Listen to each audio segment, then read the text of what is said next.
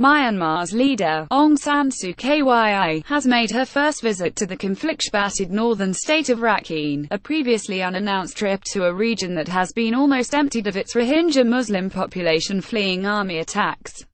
The Nobel laureate has been criticized by the international community for failing to speak up in defense of the Rohingya, a long-persecuted minority in majority Buddhist Myanmar.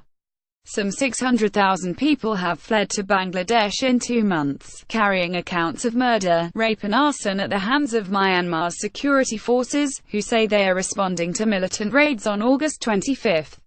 The UN says the crackdown is tantamount to ethnic cleansing, and pressure has mounted on Myanmar to provide security for the Rohingya and allow people to return home. The state councillor, her official title is now in Sittwe, and will go to Mongdor and Buthijuang too.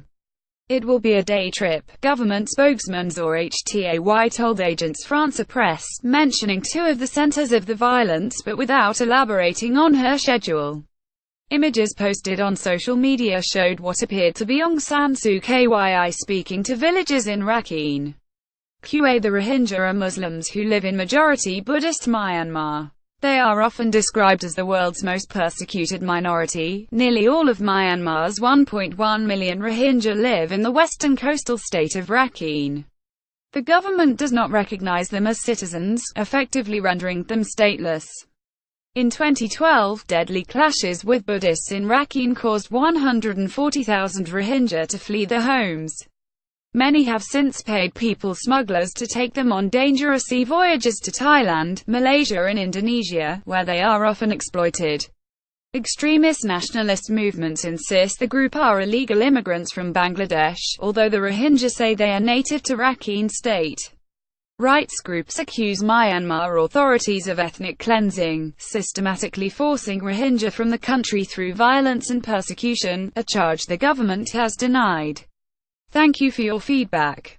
It was not clear if Aung San Suu Kyi would visit some of the more than 200 Rohingya villages torched by the army, allegedly aided by ethnic Rakhine Buddhist locals, or if she would be taken to see remaining Rohingya, who are living in fear and hunger surrounded by hostile neighbors.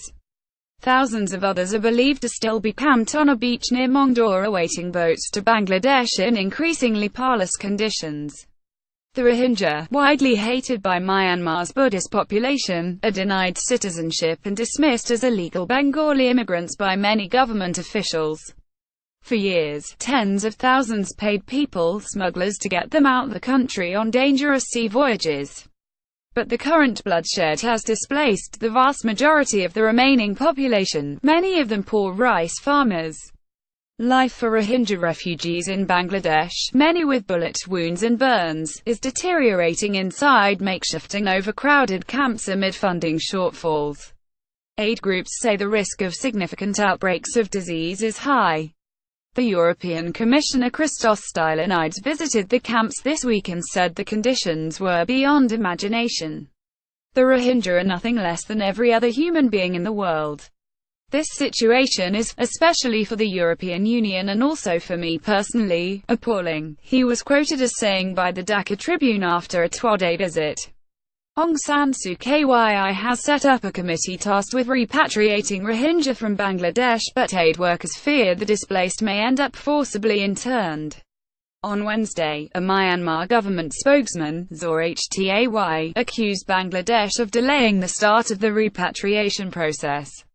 Several observers have explained Aung San Suu Kyi's choice not to criticize the army as a means to avoid a backlash from generals who still hold significant power, controlling the interior and defense ministries. Other analysts say she has made a political decision not to publicly support a minority that is despised by her electoral base. Aung San Suu Kyi has not suggested either theory is correct. She has defiantly backed the army, responding to international condemnations by saying no one can understand the situation of our country the way we do. Agence France Presse contributed to this report.